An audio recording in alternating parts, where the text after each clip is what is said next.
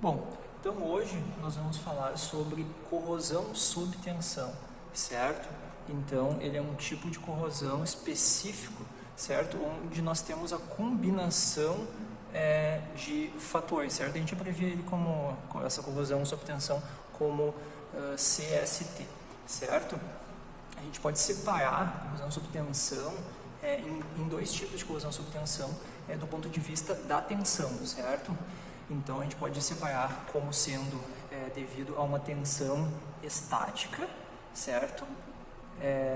E uma tensão cíclica, certo? Então são esses dois tipos que a gente pode classificar, certo? Então é uma corrosão que ela vai estar combinada com uma tensão, certo? Normalmente de tração, certo? E aí uma característica desse tipo de corrosão é que boa parte do material ele é virtualmente não atacado, certo? O que isso quer dizer? Vamos fazer um esquema aqui, vamos pensar que a gente tenha uma barra, certo? De aço que ela está, enfim, sofrendo corrosão, certo? E aí ela foi sobredimensionada, certo? Então assim, ela vai estar sofrendo uma tensão aqui de tração, certo? E ela foi sobredimensionada, então essa tensão aqui, essa espessura aqui, ela suporta. Se ela começar a ser corroída, ela vai chegar num limite onde ela não vai mais suportar essa tensão, porque não vai mais ter seção transversal para ela suportar, certo? O que aconteceria se a gente tivesse uma corrosão tradicional, uma corrosão uniforme? O material, ele seria atacado, né, ao longo dos anos, né, e aí essa seção transversal aqui, ela iria diminuindo, né, ao longo dos anos, até o ponto em que essa seção ia ser muito pequena e essa tração ia fraturar esse metal, certo? Essa barra, né, de metal. Na corrosão sob tensão, o que acontece? Acontece o seguinte, vamos fazer aqui uma barra aqui do lado. Existe um ataque, então assim, a gente até pode dizer que é uma corrosão localizada, certo? Então a gente tem aqui a tração, né? E esse ataque, ele vai acontecer, vai iniciar num ponto, certo? E aí devido, né, a tensão, essa tensão combinada com a corrosão, vai iniciar uma trinca, certo? Isso pode acontecer em alguns pontos e essa trinca vai crescer, certo? Então assim, o que acontece? Qual que é a seção útil dessa peça aqui, nesse caso, né, que já está trincada? Então a seção útil na prática é isso aqui, certo? Então essa fratura ela pode acontecer de forma inesperada, porque é mais difícil de a gente detectar essas fissuras aqui, certo? Isso daqui acontece devido a uma ação combinada, certo? Entre o eletrólito e o metal e a tensão, certo? Então, uma série de combinações que causam a corrosão sob tensão, né? O que isso quer dizer? Isso quer dizer que não é qualquer metal em qualquer eletrólito que sofre corrosão sob tensão, certo? Existe uma combinação dessas coisas que, por hora, causam esse tipo de ataque, certo? E aí a corrosão sob tensão ela é uma corrosão que envolve, né, conceitos multidisciplinares. Então existem alguns fatores que influenciam a corrosão sob tensão. Então existem fatores mecânicos, certo? Então o que é um fator mecânico? Ele está relacionado à tensão aplicada, à tensão residual, ao tipo de espécime, certo? Existe um fator de ciência dos materiais, então vamos abreviar aqui como CM, certo? Que está relacionado mais à liga, certo? Então a composição da liga, a microestrutura, forma, tamanho de grão, certo? Então características do contorno de grão, então isso aí são características de ciência dos materiais. E mais um fator ainda, que é o fator eletroquímico, certo? Que ele está mais relacionado, né, de fato, à parte da, digamos, corrosão pura, certo? Então, o fator eletroquímico ele vai estar relacionado ao quê? Ao potencial de eletrodo, o pH, espécies agressivas da solução, aditivos, então, eventualmente inibidores ou alguns outros contaminantes, temperatura, que vão afetar o sistema eletroquímico, certo? Então, esses fatores, eles influenciam. Bom, pelo fato, né, da corrosão sob tensão ser um fenômeno multidisciplinar, vamos dar uma revisadinha rápida em alguns pontos da ciência dos materiais. Então vamos lá. A tensão, a definição de tensão, ela vai ser o quê? Uma carga, né, força, dividido pela área, certo? Então essa aí é a definição. Lembrando que na corrosão sob tensão, normalmente, né, a gente tem tensões trativas, né, causando esses danos no metal, certo?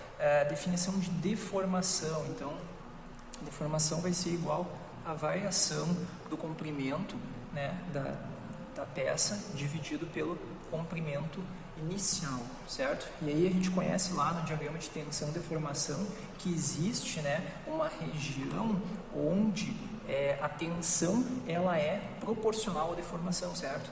E elas estão relacionadas, né, por uma constante, que é esse E aqui, certo? Maiúsculo, que a gente chama de módulo de Young, certo? E aí, até um dado ponto, a tensão é proporcional à deformação. A partir de um dado ponto, isso já não é mais proporcional, que é onde a gente chama, que acontece, né, a tensão de escoamento. Então, se a gente fizer aquele diagrama tradicional, né, então a gente tem deformação no eixo X e tensão, né, no eixo Y, a gente vai ter uma curva, né, tradicionalmente parecida com essa aqui, certo? Então o que vai acontecer? Essa região linear é a região onde a tensão é proporcional à deformação, que é o que a gente chama de região elástica, certo?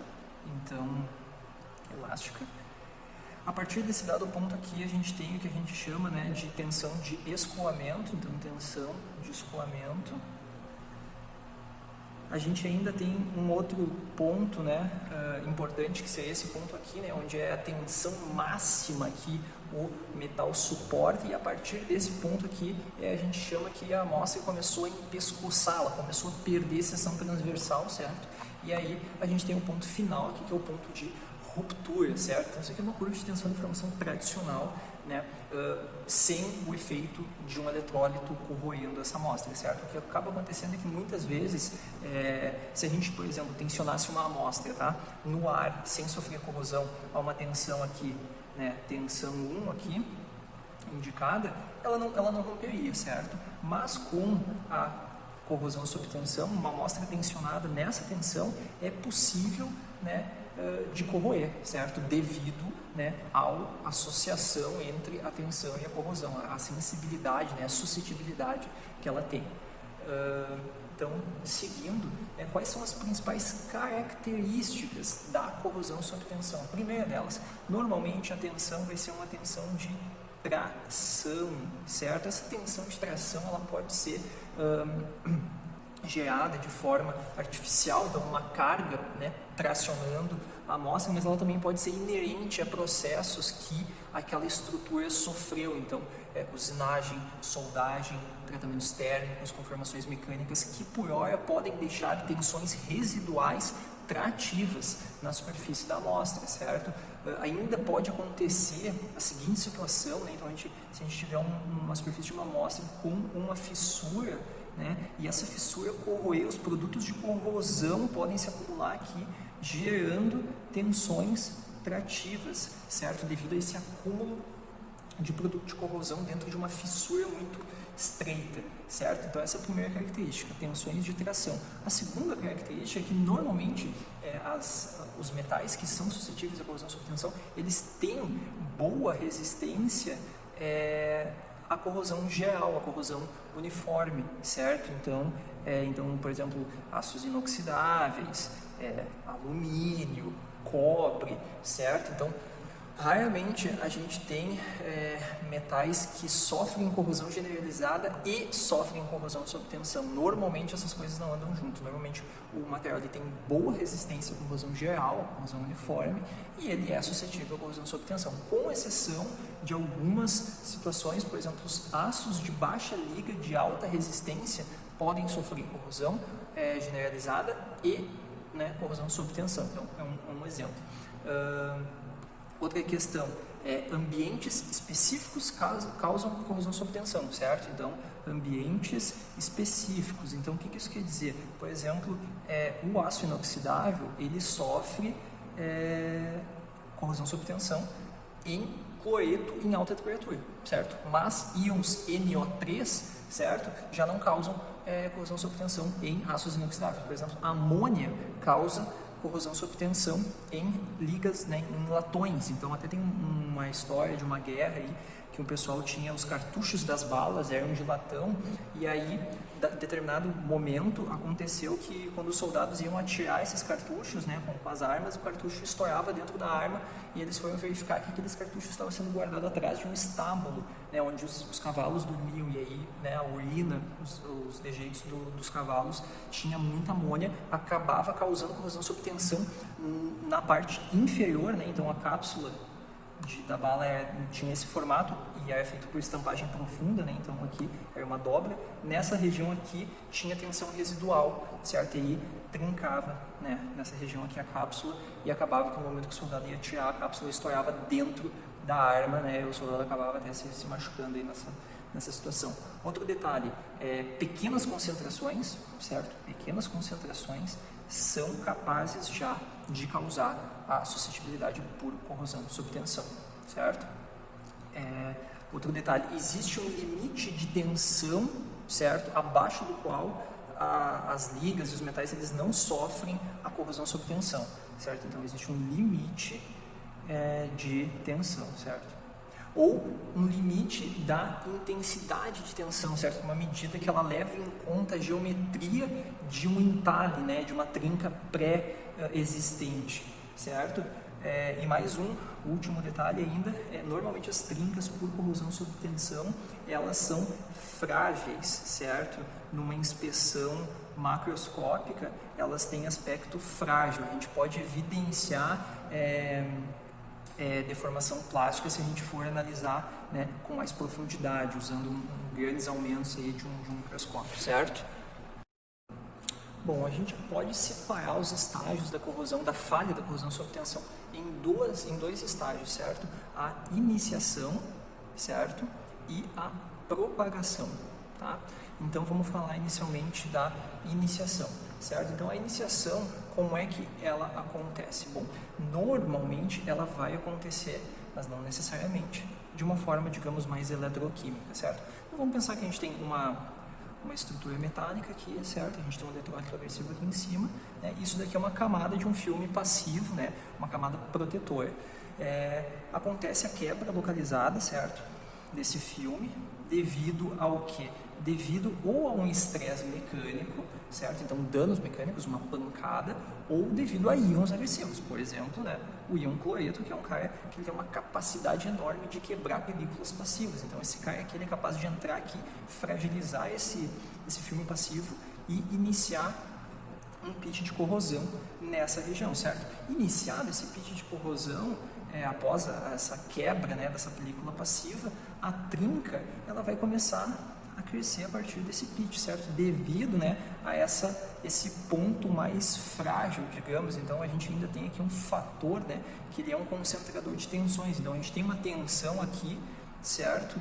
Aplicada, vamos pensar nesse sentido, que ela é uma tensão que normalmente ela se espalha ao longo de toda a seção da superfície do metal. Quando a gente tem uma trinca, essa tensão aqui no ponto, né, onde tem a trinca, essa tensão é muito maior. Por quê? Porque a gente tem uma carga, que a carga é sempre a mesma, então a gente tem lá, sei lá, tantos quilos de carga, só que aqui a gente tem uma área muito menor, certo? Então a tensão local aqui vai ser muito maior, então vai ser muito mais fácil de uma trinca se propagar nessa pequena região, certo?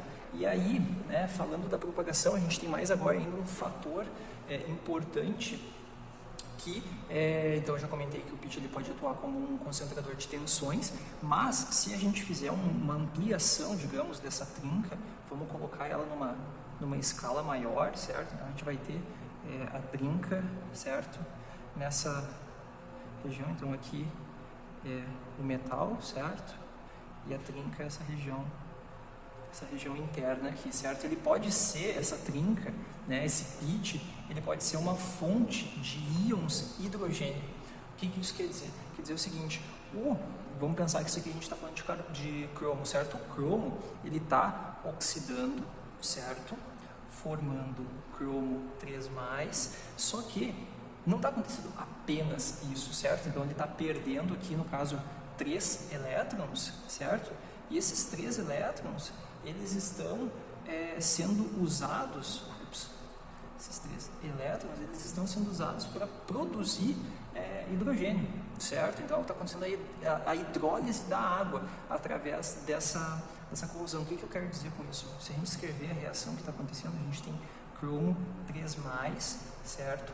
Mais águas, né? Então H2O, formando um hidróxido de cromo, certo? Então isso aqui é um produto de corrosão bem comum, certo? De acontecer, ele se combinar com hidróxidos, e nessa hidrólise da água a gente gera íons H+, certo? Esses íons H+, eles têm 2 efeitos que eles podem causar, certo? O primeiro efeito é acidificar, certo? Então essa região aqui interna, acidificar.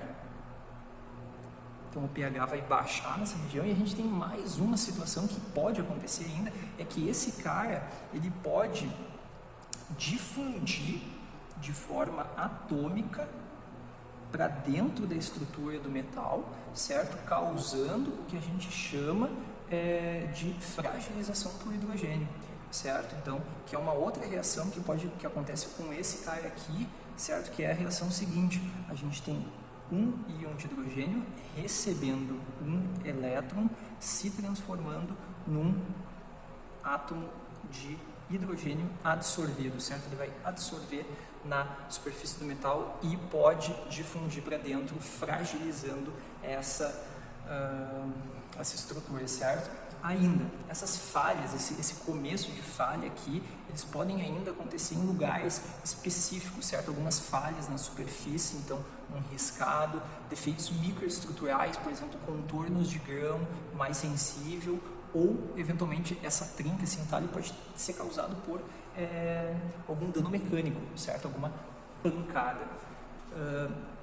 Ainda, a gente pode ter 2 tipos de propagação dessas trincas, certo? A gente pode ter uma trinca intergranular ou trincas transgranulares. Então, se a gente fizer, né, desenho aqui de alguns grãos, certo? Então, vamos fazer aqui alguns grãos. O que pode acontecer? Se o grão ele for mais sensível, certo? A trinca ela pode contornar os contornos de grão, certo? Ela pode ir se propagando pelo próprio contorno de grão. Então ela pode fazer, por exemplo, esse caminho aqui, ó. Ela vai seguindo o contorno de grão, certo? E fraturando o metal, certo? Outro tipo de trinca que pode acontecer é a trinca transgranular, ou seja, aquela trinca que passa, né, através aí do grão, então vai quebrando o grão aí no meio, enfim, né, passando por dentro dele. Isso é algo bastante particular que depende do metal e das condições, certo, do eletrólito. Então a gente tem exemplos assim de aços inoxidáveis que, dependendo da concentração de eletrólito, ele sofre uma trinca intergranular ou transgranular, certo? Bom, então agora vamos falar de alguns aspectos metalúrgicos, né, que afetam a corrosão sob tensão, falando agora sobre formato e tamanho de grãos, certo? Então, se a gente, por exemplo, tiver grãos, né, então mais ou menos com esse formato aqui, certo? Então, o que a gente percebe aqui são grãos relativamente alongados, certo? Então, eles têm uma direção, né, preferencial, ele tem um eixo preferencial aqui dos grãos. O que vai acontecer? Se nós tivermos uma tensão de tração nesse sentido aqui, certo? A gente vai ter uma maior resistência à corrosão sob tensão, certo? Então, quando os grãos quando o eixo do grão está alinhado com o eixo de tensionamento, de tração, a gente tem uma maior resistência à corrosão sob tensão. Se nós tivéssemos uma tensão neste sentido, certo? Então não é no sentido, digamos, né, preferencial do eixo do grão, a gente teria uma diminuição, né, na resistência à corrosão sob tensão, certo? E aí, quando a gente tem essa situação aqui, a gente tem um aumento na resistência da corrosão sob tensão, certo? Agora vamos falar ainda um pouquinho sobre tamanho de grão. Então, grãos mais refinados, ou seja, grãos menores, eles normalmente vão ter uma maior resistência à corrosão sob tensão. Então vamos lá, então tamanho de grão, vamos abreviar aqui, tamanho de grão pequeno, certo? Ele vai ter uma maior resistência à corrosão sob tensão, certo? O contrário vai causar, né, o resultado oposto. Então, tamanho de grão grande vai diminuir a resistência à corrosão sob tensão. Tá, e por que acontece isso? Basicamente, acontece devido ao fato de mudar a composição química, né, do contorno de grão, certo? Então, quando nós temos, por exemplo, grãos bem pequenos, né, então o que acaba acontecendo? Se nós tivermos, né, várias fases, se a gente tiver, por exemplo, duas fases, né, e uma fase ela ficar preferencialmente no contorno de grão, o que vai acontecer? Nós temos muito contorno de grão, então essa outra fase, ela até fazer aqui uma outra cor, ela vai estar distribuída, né, ao longo desses vários contornos de grão, ela não vai estar acumulada, certo? E aí a partir do momento, né, em que nós temos um grão maior, certo? Então, se nós tivermos, né, grãos aí bem maiores, o que vai acontecer?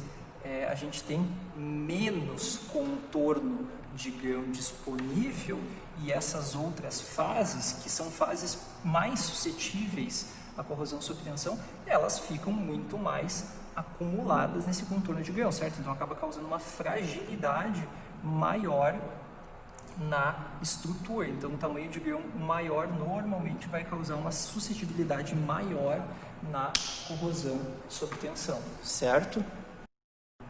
Agora vamos falar um pouco sobre o efeito do potencial de eletrodo, certo? Que é um fator extremamente importante na corrosão sob tensão, porque normalmente nós tentamos proteger essas peças, certo? Então, se a gente fizer um gráfico aqui de tempo, certo, até a falha, e por potencial aqui, certo? Então aqui vai ser potencial, o que a gente vai ter? E aí vamos estabelecer que esse cara aqui vai ser o nosso potencial de corrosão, certo? Esse ponto aqui. A gente vai ter a seguinte situação, a gente vai ter mais ou menos um gráfico dessa forma aqui, certo? Então se a gente traçar uma linha aí, né, conectando esses caras, a gente vai ter mais ou menos esta situação, certo? E aí aqui a gente tem o nosso ECOR, certo? O que isso quer dizer? Bom, quer dizer que quando nós temos potenciais anódicos, quando a gente polariza a amostra para potenciais anódicos, o nosso tempo de falha, então se a gente pegar aqui, o nosso tempo de falha ele é diminuído, ou seja, a amostra ela corrói, né? Ela falha antes. Então, polarizações anódicas diminuem o tempo de vida da amostra, certo? Polarizações catódicas, ou seja, abaixo do potencial de corrosão, né, elas vão fazer com que o tempo de falha, né, o tempo até a falha, ele aumente muito. E abaixo ainda, né, de um potencial aqui platô, a gente praticamente não vai observar a falha. Então, a gente vai ser capaz de proteger a peça como um todo, certo? O potencial, ele ainda pode afetar, por exemplo, a tensão limite. Então, quando a gente tende, né, quando a gente protege a peça, a gente aplica um potencial catódico, a gente pode elevar a tensão limite, certo? O que quer dizer isso? Bom, o material ele pode estar um pouco mais tensionado, mas ainda assim não ser capaz, né, não sofrer a falha. E por que acontecem essas coisas, né? Então, se a gente tiver uma situação, por exemplo, com o íon cloreto, o que acontece? O íon cloreto ele tem uma capacidade de adsorver, certo? Na superfície. E aí o que acontece? Acima de um determinado potencial, o íon cloreto ele absorve. Então, por exemplo, esse potencial aqui limite que a gente está falando, esse platô aqui de potencial, é exatamente um potencial onde o cloreto ele absorve, certo? Acima desse potencial ele absorve e abaixo desse potencial ele dessorve, certo? Então o que vai acontecer? Se ele absorver na superfície do metal, ele vai ter aquela tendência de formar pits e tudo mais, né? E vai acabar causando a iniciação de um pit que vai se transformar numa fratura, né? Numa falha. Se ele não absorve, esse começo, essa iniciação desse pit, ela é atrasada e eventualmente ela nem acontece, certo? Falando ainda agora um pouquinho sobre eletrólito, né? Então, normalmente, quando a gente aumenta a concentração da espécie agressiva, a gente diminui, né, a tensão crítica, né, para que aconteça a corrosão sob tensão, ou seja, a gente aumenta a solubilidade, né, quando a gente aumenta a tensão, a concentração de espécies agressivas, certo? O pH, já falando um pouquinho dele, ele é um pouco diferente, certo? Ele depende de cada situação. Então, tem situações onde a gente baixar o pH vai ser bom ou, né, ou não, certo? Então, vai depender muito especificamente do sistema que nós estamos estudando, certo? Agora nós vamos falar sobre os mecanismos, né, pelos quais acontece a corrosão sob tensão. Existem 4 principais mecanismos, certo? Dissolução anódica, ruptura de filme, sorção de tensão, que a gente vai ver já já, e fragilização por hidrogênio, certo? Então, cada um deles acontece em determinadas situações, certo? Não por isso que existem 4 mecanismos. Então, a corrosão sob tensão ela não vai acontecer sempre da mesma forma, certo? Então, o que acontece no caso da dissolução anódica? O caso da dissolução anódica vai ser quando houver um caminho anódico estabelecido, né, por heterogeneidades do material. Então, a gente pode pegar um exemplo que é quando a gente tem ligas de alumínio, cobre e ferro, a gente tem, né, a existência de precipitados, certo? Nos contornos de grão, que eles são precipitados de alumínio-cobre, certo? Então, o que vai acontecer? Esses precipitados de alumínio-cobre, eles tornam essa região aqui, certo? Em volta deles, anódica. E aí, a gente tem um caminho anódico, um caminho de dissolução anódica. Então, o que vai acontecer? Né? A gente vai ter uma corrosão preferencial acontecendo nessa região, aí vai ter uma tensão que vai tender a abrir essa falha, vai entrar mais eletrólito, vai corroer mais, certo? Vai formar hidrogênio e tudo mais, então, e aí vai acabar causando, né, esse efeito, certo? A dissolução anódica, ela explica muito bem, no caso, as trincas intergranulares, né? Mas ela não consegue explicar muito bem trincas transgranulares, né? Porque, né? Então não faria sentido esse tipo de situação aqui, certo? Mas a ideia é que a dissolução anódica existe um caminho preferencial eletroquímico anódico para que aconteça essa corrosão.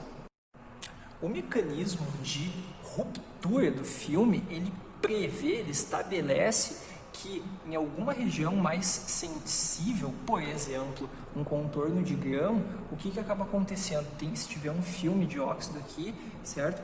Ele vai quebrar devido à tensão, certo? Então, esse filme aqui, ele vai ter uma falha nessa região, e aí, né, vai abrir, essa trinca vai ficar aberta, né, e vai entrar eletrólito, vai corroer preferencialmente essa região aqui, certo? Eventualmente, o que vai acontecer? Esse filme, esse óxido, ele vai se reformar, certo? Vai se repassivar aqui. Só que ele vai, a tração, né, vai ser capaz de quebrar novamente esse óxido, né, abrindo um caminho eletroquímico para que aconteça a corrosão. Se a gente consegue reparar esse tipo de situação numa fratura, a gente consegue ver camadas, certo, de fratura, mostrando cada uma desses, digamos, ciclos, certo? O mecanismo que fala sobre sorção de tensão, né, ruptura por sorção de tensão, o que ele pré-estabelece?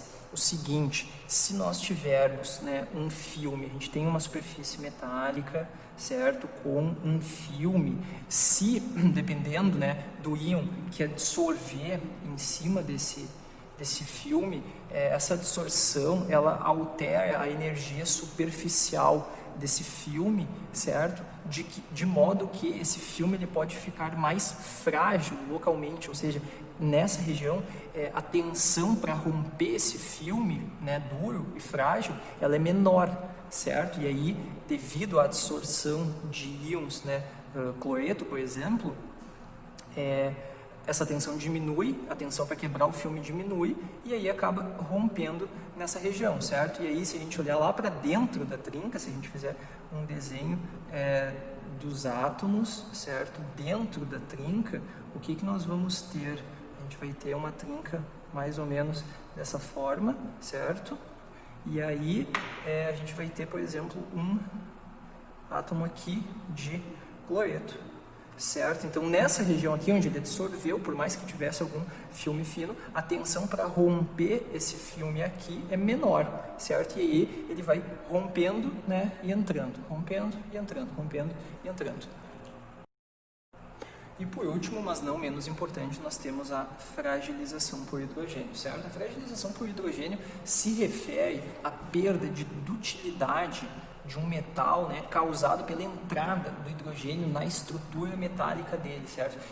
E aí a gente, mas por quê? Como assim, né? Então, na verdade, o que acontece é que o hidrogênio, por ser um átomo extremamente pequeno, ele é extremamente móvel e extremamente solúvel, certo? Em metais e em solução, certo? Então, ele tem uma capacidade de difusão, mesmo em baixas temperaturas, bastante grande. E a gente já comentou antes, né, que o próprio processo corrosivo, ele gera hidrogênios, né? Então acaba que essa situação, normalmente a gente tem a geração de hidrogênios em processos corrosivos. E aí o que acontece? Como é que ele entra? O hidrogênio, ele não entra nem sob a forma iônica, nem sob a forma de gás, certo? Então aquela reação que a gente já conhece é 2 íons, certo, de hidrogênio, mais 2 elétrons, formando gás hidrogênio, certo? Nenhum desses caras entra na estrutura metálica. Só que o que acontece é que a reação ela não se procede dessa forma, ela se procede em algumas etapas, certo?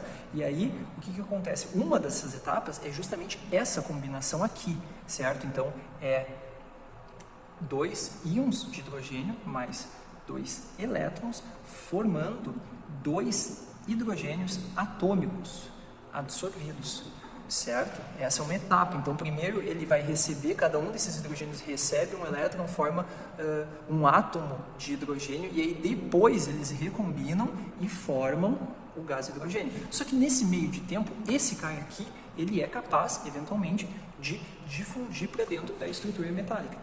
Essa difusão para dentro da estrutura metálica, ela pode causar uma série de fatores, certo? Que normalmente está relacionado à diminuição da dutilidade do metal, certo? Outra coisa que pode acontecer é que ele absorve sob a forma atômica, certo? Então, se a gente pegar aqui uma estrutura, certo? Esse cara, ele entra, certo? Sob a forma H, certo? E um outro cara também entra sob a forma H. E dentro do metal, eles recombinam, certo? E forma gás hidrogênio dentro da estrutura do metal. Isso vai causar uma tensão de tração dentro do metal, certo? E até, em alguns casos, gera uns abaulamentos, certo, no metal. Isso traciona demais, então isso aumenta bastante a suscetibilidade da corrosão sob tensão. Outra coisa que pode acontecer, esse cara entrou dentro da estrutura e ele forma hidretos com o metal. Esses hidretos são frágeis, facilita, né, o crescimento daquela trinca. Então, isso aí são algumas formas com as quais o hidrogênio ele pode atacar o metal. Então, é um problema quando a gente trabalha com proteção catódica. Então, a gente trabalha com proteção catódica, a gente joga o potencial lá embaixo, e aí se a gente fizer lá o diagraminha lá de por B, o que acaba acontecendo? A gente pegar, fazer aqui um rapidinho do ferro, por exemplo, a gente tem o diagrama do ferro, mais ou menos dessa forma aqui, e aí a gente tem essa linha A aqui. Essa linha A, ela é a linha do hidrogênio, certo? A gente tem a linha B aqui, que é do oxigênio. Então, significa que qualquer potencial abaixo dessa linha A, a gente tem essa reação aqui acontecendo, certo? Se essa reação aqui está acontecendo, está passando por essa reação. Essa aqui é uma reação intermediária. Então, a partir do momento que tu tem uma proteção catódica que está com potencial abaixo do potencial de redução do hidrogênio aqui do diagrama de por B, a gente está suscetível a ter esse tipo de trinca se o metal for suscetível a trincas, a fragilização por hidrogênio, certo? Normalmente, né, são algumas classes de metais que têm esse problema, né? Então, metais que têm baixa solubilidade de hidrogênio ou que formam hidreto, né? Então, mas isso aí não é o assunto principal aqui da disciplina, certo? E aí, falando um pouquinho sobre proteção, né, para corrosão sob tensão, o que a gente tem aí de proteção para corrosão sob tensão? Bom, a primeira delas é reduzir a tensão, certo? A gente reduzir a tensão abaixo daquela tensão crítica, certo? Abaixo da tensão limite. Então, tem uma tensão onde abaixo dela não acontece a corrosão sob tensão. Essa é uma das opções. A outra é eliminar as espécies agressivas, certo? Então, aqui eu botar só o exemplo aqui do cloreto, né? Então, eliminar essas espécies, se for possível. Outra opção, proteção catódica, certo? Então, a proteção catódica nos casos onde não existe fragilização por hidrogênio, certo? Outra alternativa, seleção de materiais, certo? Então, se a gente sabe, aço inox em cloreto, ele sofre corrosão sob tensão, vamos tentar uma outra alternativa, daqui a pouco um titânio, alguma coisa assim, certo?